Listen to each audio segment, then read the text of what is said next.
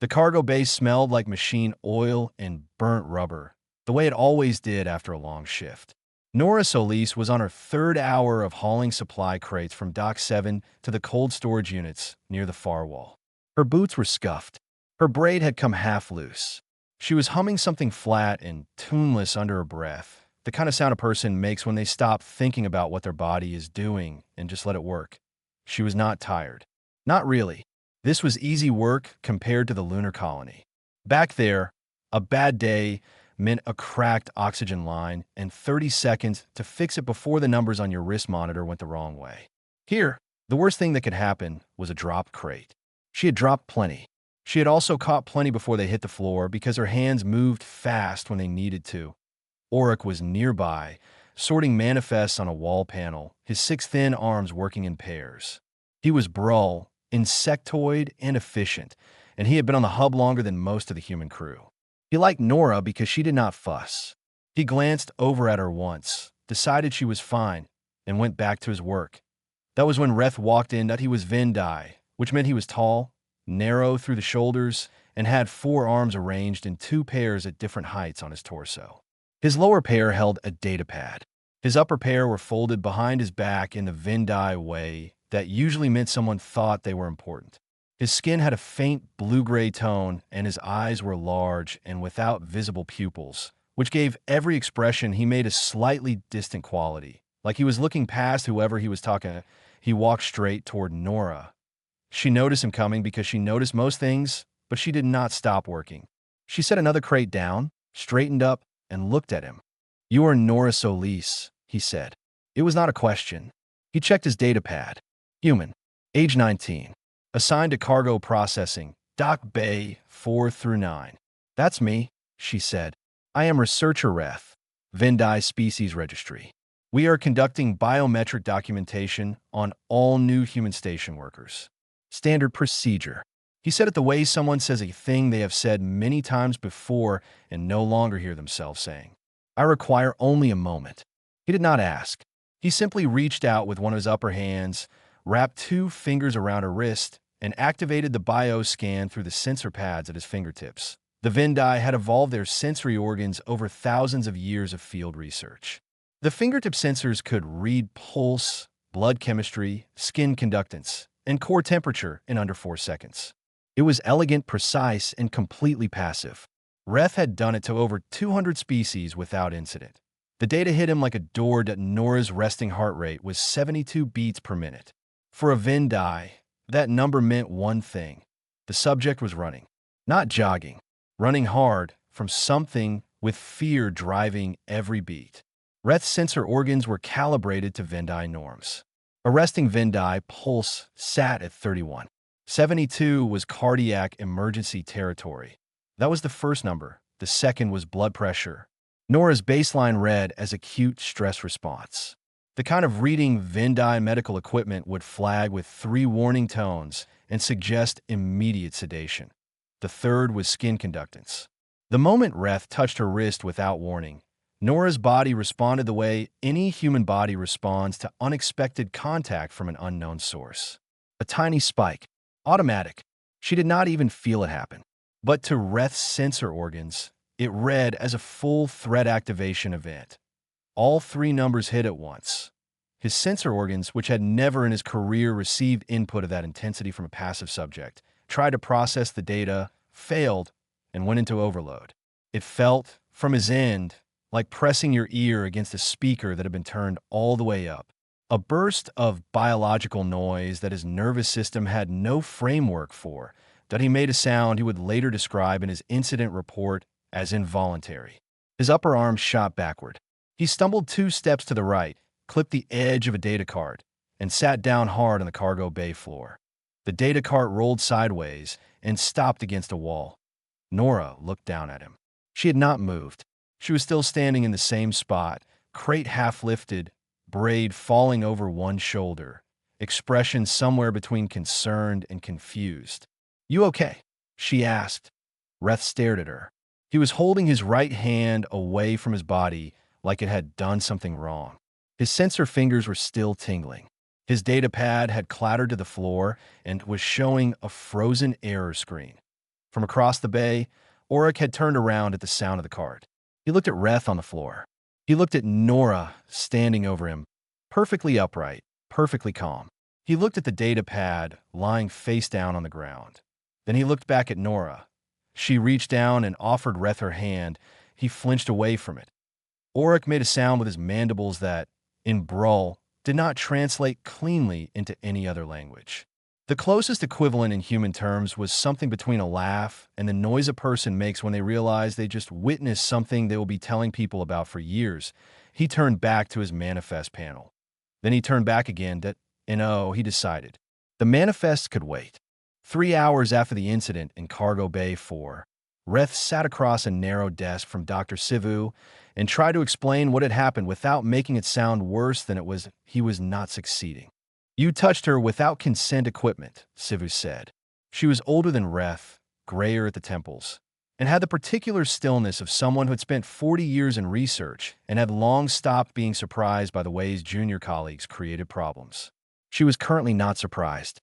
She was something closer to tired.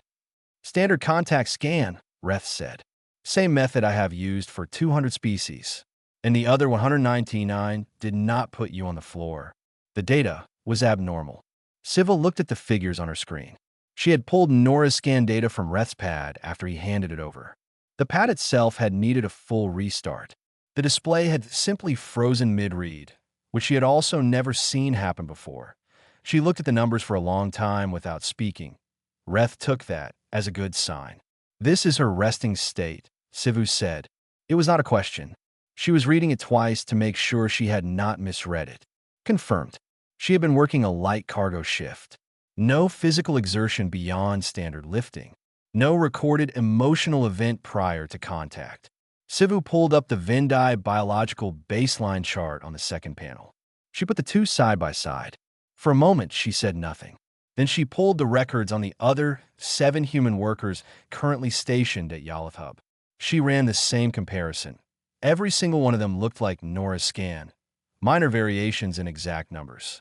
Same fundamental pattern. Pulses that registered as emergency alerts. Blood pressure at levels that would have had a Vendai patient in a medical bay within the hour. Adrenaline markers that fluctuated constantly, rising and falling in small waves, as if the body were quietly running threat assessments every few minutes without the person's knowledge or participation. All of them, standing around the station, eating in the canteen, filing paperwork, running cargo. They all read like this, she said. I have only directly scanned the one, Reth said. But the archived data from the intake medicals is consistent. Siva leaned back. She looked at the ceiling for a moment in the Vendai way that meant she was restructuring her assumptions. Then she came back to the screen. Who else knows about the incident? Reth was quiet for slightly too long. Siva looked at him. The Brull worker was present, he said. Auric. He observed the full event. Siva closed her eyes briefly. The Brull were famously social creatures. Auric had almost certainly already told everyone he had seen that day, everyone in his residential block, and possibly sent a written account to family members on his home station. She was right. By the time Nora finished her shift and walked into the crew canteen for a meal, 3 separate people had already heard the story from Auric.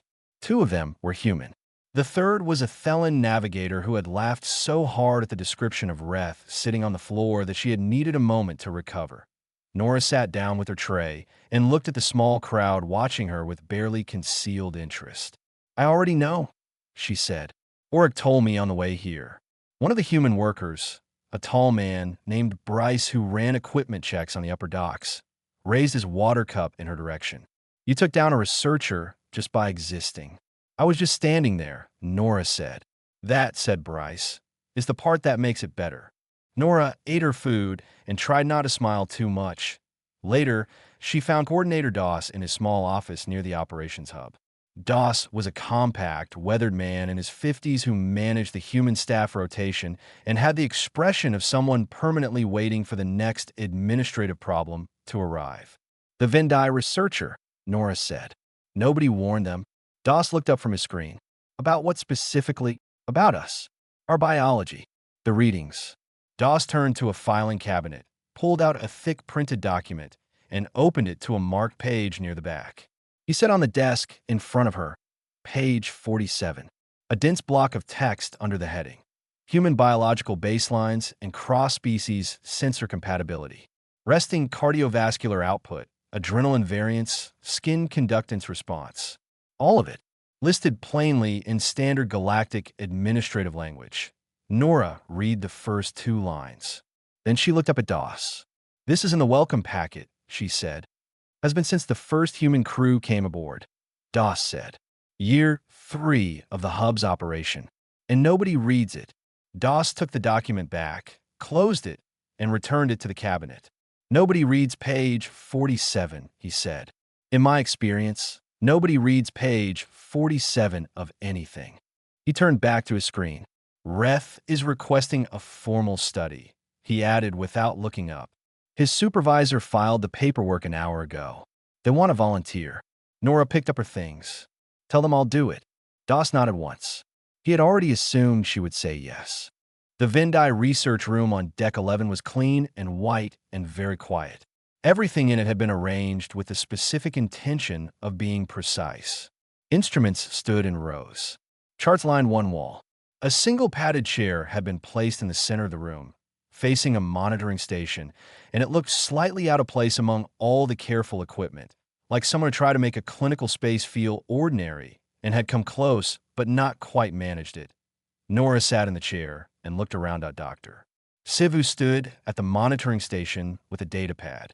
Reth stood near the far wall with a new pair of sensor gloves, thick-shelled and properly shielded, which he had ordered that morning. He was wearing them already.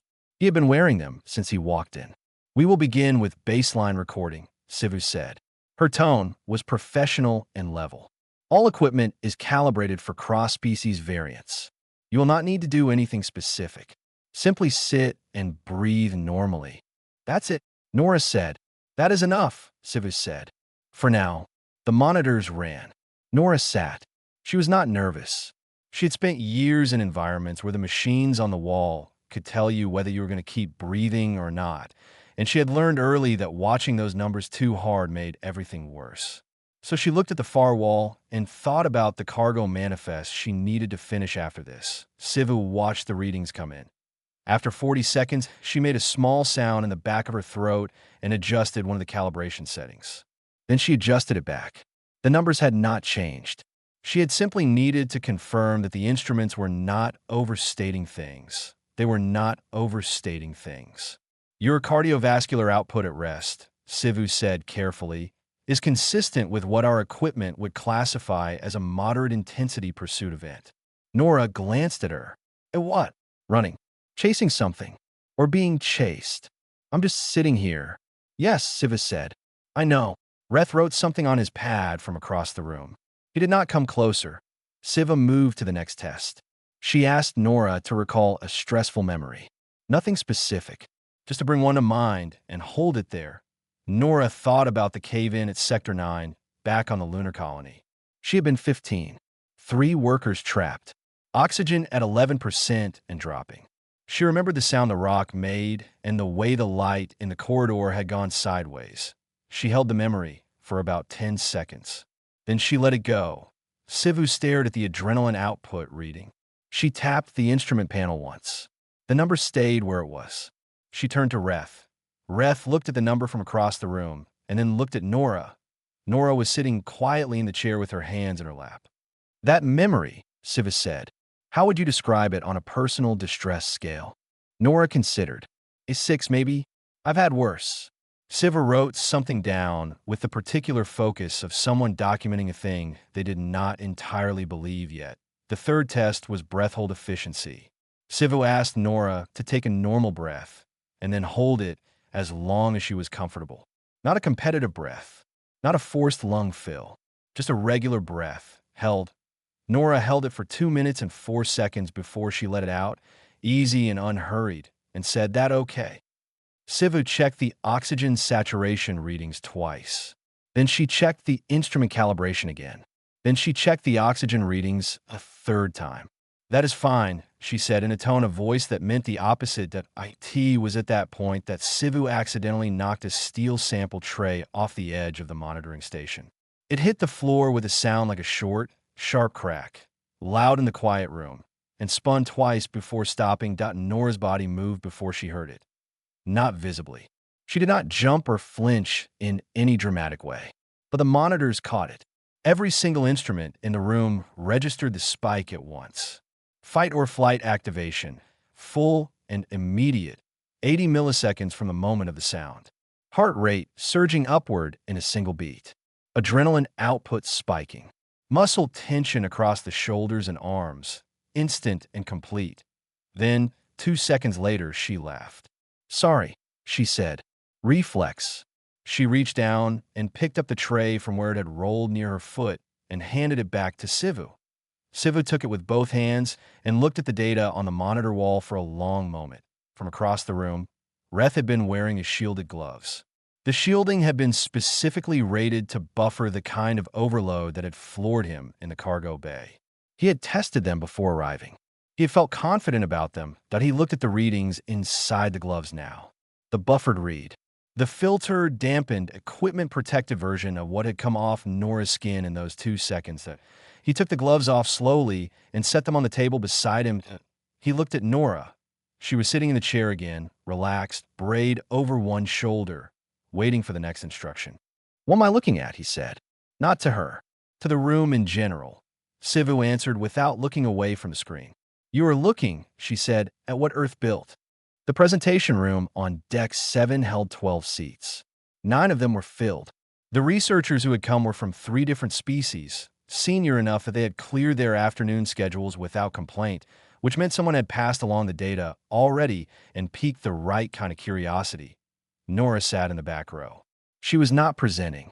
Sivu had asked her to attend as a reference point, which meant she was there to be looked at occasionally, which she had agreed to mostly because she wanted to hear what they said about her. Sivu stood at the front with her charts and began. She did not start with the scan data. She started with Earth. She pulled up a planetary profile. Standard geological record, deep archive, the kind of summary the Galactic Registry kept on every inhabited world. Earth's entry was longer than most.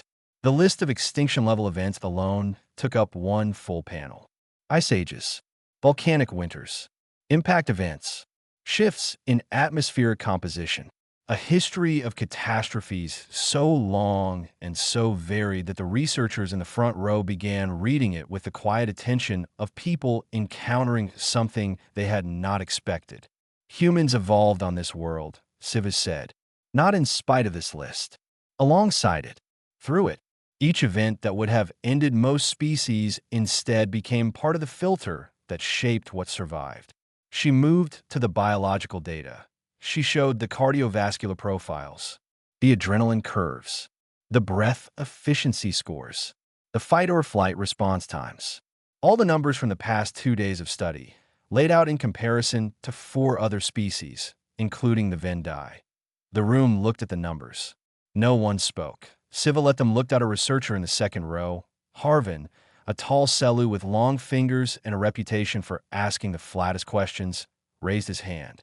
"These are resting state values." "Confirmed resting state," Sivu said. The subject was not under stress. The subject described the session as, quote, "pretty easy." Harvin looked at the chart for another moment. Then he looked back at Sivu. "What does the active stress profile look like?" "We have 1 data point," Sivu said. She pulled up the 2-second spike from the drop tray. The room watched the numbers jump on the timeline. Harvin sat back in his chair. The Vendai researcher named Drell, 3 seats from the front, leaned forward. "What is the recovery time?" "From peak activation back to baseline." Siva moved to the recovery curve. Nora's body had hit full fight or flight activation in 80 milliseconds. It had returned to resting state in 4 seconds. "For seconds," Drell said. "Confirmed. Our equivalent recovery time," Drell said slowly, "is closer to 20 minutes. The room was quiet. I in the back row. Nora looked at the chart on the wall panel. She had not known that number before. She looked at the orange line on the graph, representing her own recovery curve, and found it mildly interesting, the way you find a fact interesting when it has always been true about you, but no one has ever shown it to you as a line on a chart before. Harvin asked the next question, directed not at Sivu, but at the room generally. How do they function with this level of continuous activation? Sustained cortisol output at these levels in most species causes cellular degradation over time. Sivu answered, their system adapted. The body learned to run at what other species would call combat readiness, and to treat it as neutral. The continuous output is not a malfunction. It is the baseline.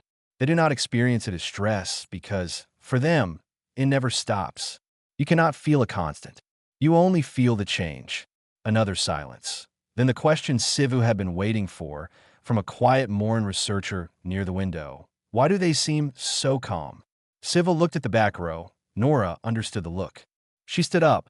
She did not use a data pad or a chart. She just talked.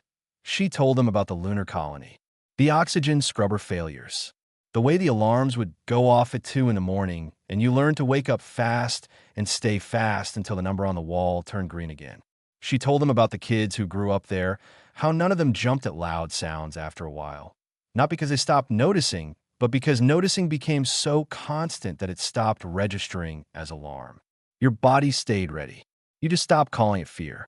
It is not that we are brave, she said. It is that we never got the chance to stop being ready. And after a while, ready just feels like normal. The room was quiet for a long time after that. Reth, seated near the wall, had not written anything for the last several minutes. He was looking at the floor. Then he stood up, that he looked at Nora. I owe you a formal apology, he said. I treated your species as a data collection task. I did not ask. I did not prepare. I assumed that because you appeared unremarkable, you were unremarkable. He paused. The data does not support that assumption. I do not support that assumption. Nora looked at him for a moment. It's fine, she said. It is not, he said quietly. But thank you for saying so. She nodded once. She sat back down. The argument started over a shipping label. That was how most bad days at the docking floor began. Not with anything large or dramatic. Just a wrong number on a screen, a delayed manifest, and someone who had decided they were not interested in waiting. The Yavith were a reptilian trading species, broad through the chest and somewhere between 2.5 and 3 meters tall, depending on the individual. They did well in commerce, because most species found it easier to agree with them than argue. They had teeth that showed when they talked and a habit of leaning forward when they wanted something, which combined with the height and the teeth to make most conversations feel like a negotiation with a closing deadline. The lead trader's name was something with too many hard consonants for the translation unit to handle cleanly, so the dock floor crew had quietly started calling him Brow, after the heavy shelf of bone above his eyes that made him look permanently furious. He had been at the bay for 2 hours. His shipment had been held for customs verification. The verification was standard procedure. Brow had decided it was not he had started with loud. He had moved through threatening. Now he was at physical. He shoved his supply cart out of his way. It hit the wall and dented. 2 of his crew moved up behind him, which put 3 very large reptilians between the Yavith transport and the dock crew. Oryx stepped back without deciding to. His legs made the decision first. The 2 other dock workers beside him, a Moran and a young Thelon on her second week aboard, did the same. The 3 of them ended up against the far shelving with nowhere useful to go. Brow moved toward the manifest panel on the wall, which meant moving toward the dock crew, which meant moving toward Nora. Nora had been sorting arrival logs on a secondary pad 6 meters away when the cart hit the wall. She had turned at the sound, assessed the situation in about 2 seconds, set her pad down on the nearest flat surface, and walked toward it. She stopped between the dock crew and the Yavith. Brow looked down at her. She was a head shorter than his lowest comfortable viewing angle. He had to tilt his chin down to see her at all. She looked up at him. Back up, she said. Her voice was flat and entirely calm. Not loud, just clear. Brow laughed. It was the kind of laugh that was meant to be a dismissal. He had laughed like that at other species before, and they had moved. It was a reliable laugh. He reached for her shoulder to push her aside, which was what he did when laughing did not work. He did not finish the motion. What happened next took about 3 seconds and did not involve any extra noise or drama. Nora moved into the reach instead of away from it, which was not what anyone in the room expected, and after that things went badly for Brow in a way that was difficult to explain clearly from a standing distance. There was no visible moment where she was winning and then it was over. There was only a moment where his hand was extended and then a moment where he was sitting on the cargo floor looking up at the lights. His two crew members looked at each other. Nora stood over Brow with her arms crossed. She was breathing normally. Her braid had come loose again on one side. She looked, functionally, like someone who had just set a crate down. "The customs verification will be done in 40 minutes, she said. "You can wait in the transit lounge on level 3. There is water and seating. Nobody will bother you." Brow looked at her for a long moment from the floor. He got up. He said nothing. He turned and walked toward the transit lounge, and his crew followed him without any discussion. Station security arrived 90 seconds later because that was how long it took them to cover the distance from their post. They looked at the dented cart. They looked at the dock crew against the shelving. They looked at Nora standing in the middle of the bay. "Incident resolved," she said. "Yavith traders are in the level 3 lounge awaiting customs clearance. Cart needs maintenance." The senior security officer looked around the room once more. Then she made a note on her pad and flagged the cart for repair. On the upper walkway, Reth had come down from Deck 11 for a different reason entirely. He had been looking for the maintenance access point near Bay Junction 4 and had taken a wrong turn. He had arrived at the upper railing just in time to watch the last 90 seconds. He stood there for a moment after the security team left. Then he pulled out his datapad and opened Sivu's report file, the one they had been working on together since the lab session. He found a section on active threat response. The theory section. The part where they had written, based on the lab data, the human physical response in a real confrontation would likely be consistent with the adrenaline curve they had observed. He deleted the word likely. He typed confirmed. From below, Auric looked up at the walkway, saw Reth standing there with his datapad, and made the same mandible sound he had made in the cargo bay 3 days ago. Then he wanted to find someone to tell. The report went out on a Tuesday, which was not a meaningful unit of time to most of the species that received it, but Nora noted it anyway, because she had always found something quietly funny about the galaxy moving on human calendar time, simply because humans had been too stubborn to adopt anyone else's. Sivu had submitted it to the Galactic Species Registry under a standard academic classification. The title was 14 words long and included the phrase cross-species baseline variance in passive autonomic threat response indicators, which was exactly the kind of title designed to be taken seriously by the right people and ignored by everyone else. The summary section was different. Reth had written it himself. Sivu had offered. He had said no, he would do it. He had come back 2 days later with 4 paragraphs that contained no academic shielding at all.